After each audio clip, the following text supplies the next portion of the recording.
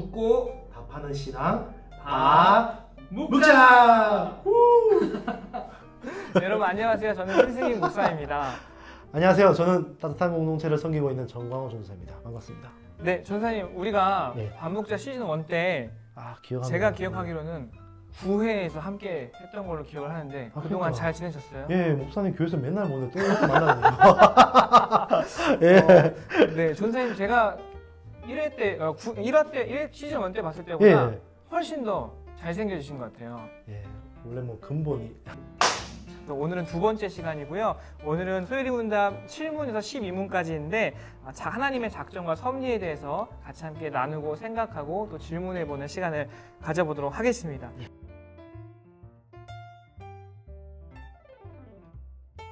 네, 7문에서 12문까지는 하나님의 작정 그리고 후반부의 11문과 12문은 섭리로 구성이 되어 있는데요. 먼저 작정에 대한 이야기를 좀 하기 전에 우리가 작정에 대해서 소요리 문답에서 무엇이라고 말하는지 7문부터 10문까지 함께 보고 듣고 하는 시간을 가져보도록 하겠습니다. 선생님 한번 읽어볼까요? 예, 7문입니다. 하나님의 작정이 무엇입니까? 하나님의 작정은 그의 뜻하신 바에 따라 정하신 영원한 목적이신데 이로 말미암아 자기의 영광을 위하여 일어날 모든 일을 미리 정하신 것입니다. 예, 제가 질문할게요, 목사님. 네. 하나님께서 그분의 작정을 어떻게 이루십니까? 하나님께서는 창조하시고 섭리하시는 일을 통해서 자기의 작정을 이루십니다. 네, 구문입니다. 하나님께서 창조하신 일이 무엇입니까? 예, 창조하신 일은 하나님께서 엿새 동안에 아무것도 없는 중에서 그 권능의 말씀으로써 만물을 지으신 것인데 매우 선합니다. 네, 마지막으로 작정의 신문인데요. 하나님께서 사람을 어떻게 지으셨습니까? 예, 하나님이 사람을 남녀로 지으시되 자기의 형상대로 지식과 의와 거룩함에 있게 하사 모든 생물을 지배하게 하셨습니다. 네, 작정에 대한 설명을 이렇게 한번 해보면 어떨까 싶어요. 영이시며 유일하시고 삼위로 계신 하나님이 창조와 섭리를 통해 자기의 작정을 이루신다라고 할 수 있을 것 같은데요. 좀 많이 어렵죠. 그래서 이렇게 한번 좀 우리가 생각해보면 좋을 것 같습니다. 전사님 혹시 요즘에 어떤 일을 작정해본 게 있으실까요? 매일매일 작정하는데 네. 항상 넘어지는 이 작정에 실패하는 부분이 있는데 어떤 건데요? 요즘 다이어트를 하고 있는데 매일매일 작정은 합니다. 근데 매일매일 이 작정에 실패가 있어요. 그래서 참 안타까워요. 네, 그래서 근데 오늘 하나님의 작정을 살펴볼 때 네. 하나님은 절대 실패가 없으시겠죠? 그 이야기를 좀 한번 해보려고 하는데요. 네, 우리가 오늘 나누는 문답 중에서 이 작정에 대한 부분을 저도 이렇게 한번 설명을 해보고 싶어요. 저는 요즘 부쩍 건강해지고 싶다는 생각이 들었습니다. 몸이 좀 망가지고 있는 것 같아서요. 네. 그래서 이번 달에 3kg를 빼는 게 저의 계획이에요. 그러면 그 목적을 이루기 위해서 뭘 해야 되죠? 운동도 그렇죠. 하고 식이요법도 하겠죠. 여기서 체중 감량이라는 목표를 이루기 위해 운동을 하고 식이요법을 하는 것은 실천이 되는 거예요. 이렇게 하면 어떤 하나의 목적이나 계획이 있으면 그것을 이루기 위한 실천이 반드시 필요하죠. 안 그러면 매번 그렇게 실패하게 되니까요. 그렇죠. 목적, 계획, 그리고 실천, 이걸 조금 더 신학적인 용어로 설명해 본다면 목적은 우리가 방금 이야기했던 작정이라고 할 수 있을 것 같고요. 실천은 섭리라고 할 수 있을 것 같아요. 하나님은 그의 뜻하신 바에 따라 자기의 영광을 위해 영원한 목적인 작정을 세우셨고 그를 이루시기 위하여 실천, 즉 창조하셨고 섭리하신다는 것이죠. 아멘. 이 세계를 다스리시는 유일하신 주권자이신 그 하나님의 사역이 작정, 창조, 섭리를 통하여 이루어진다고 볼 수 있을 것 같습니다. 그렇게 압축해 볼 수 있을 것 같아요. 전사님 이와 관련해서 우리가 성경의 좀 근거를 좀 보기를 원하는데요. 이사야 말씀과 사도행전 말씀을 한번 읽어주시면 좋을 것 같아요. 예, 이사야서 14장 24절입니다. 만군의 여호와께서 맹세하여 이르시되 내가 생각한 것이 반드시 되며 내가 경영한 것을 반드시 이루리라. 아멘. 그리고 사도행전 2장 23절 말씀입니다. 그가 하나님께서 정하신 뜻과 미리 아신 대로 내준 바 되었거늘 너희가 법 없는 자들의 손을 빌려 못 박아 죽었으나. 아멘. 네, 여기서 말씀의 구절에 보니까 뭐 정하신 뜻과 미리 아신 대로 이런 구절들이 있는데요. 다시 말해서 작정이란 하나님의 영원 불변한 계획이라고 할 수 있을 것 같습니다. 네, 이것은 어떤 운명론이나 혹은 숙명론처럼 시간의 흐름에 따라서 시간이 흐르는 것에 따라서 일어나게 될 사건의 결말이나 결론이 이미 안 봐도 비디오네 하는 그런 처음부터 정해져 있는 것과는 차원이 다른 것입니다. 왜냐하면 이 작정은 영원이라는 시간 밖에 있는 하나님의 계획이기 때문이에요.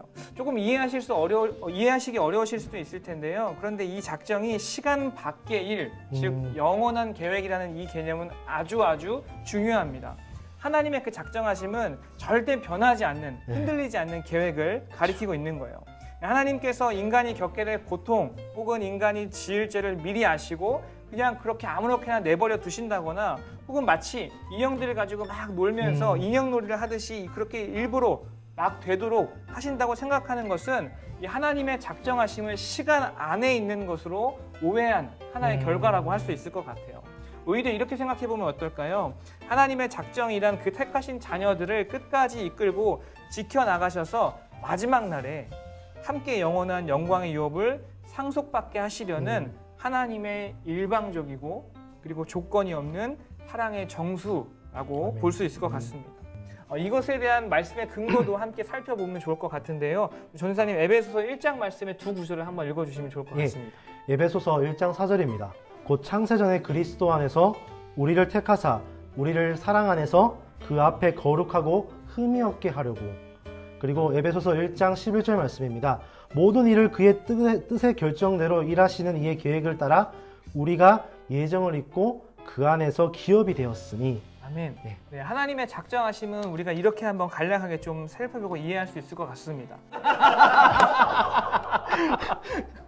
네, 그렇다면 이어서 나오는 11문과 12문에는 섭리에 대한 이야기를 다루죠. 맞습니다. 섭리는 실천으로 볼 수 있다고 아까 이야기했었는데 그럼 오늘 하나님의 섭리에 대해서는 어떤 부분을 공부하면 좋을까요, 전사님? 오늘 하나님의 섭리에 대해서 첫 번째로 거룩하고 지혜롭고 권능 있게 하나님이 품격 있게 일하신다는 것입니다. 오늘은 하나님의 작정의 실행인 섭리에 대해서 자세하게 한번 더 살펴볼 텐데요. 하나님은 모든 대상, 즉 창조물과 그 행동을 섭리하실 때 거룩하고 지혜롭고 권능 있게 하신다고 합니다. 그리고 하나님은 거룩하게 하는 것이 옳기 때문에 또 거룩하게 하는 것이 가장 좋은 결과로 가져오기 때문에 하나님께서는 거룩하게 섭리하신다는 것입니다. 네, 그런데 의도가 아무리 좋아도 지혜가 없으면 아무 소용이 없다는 것이죠.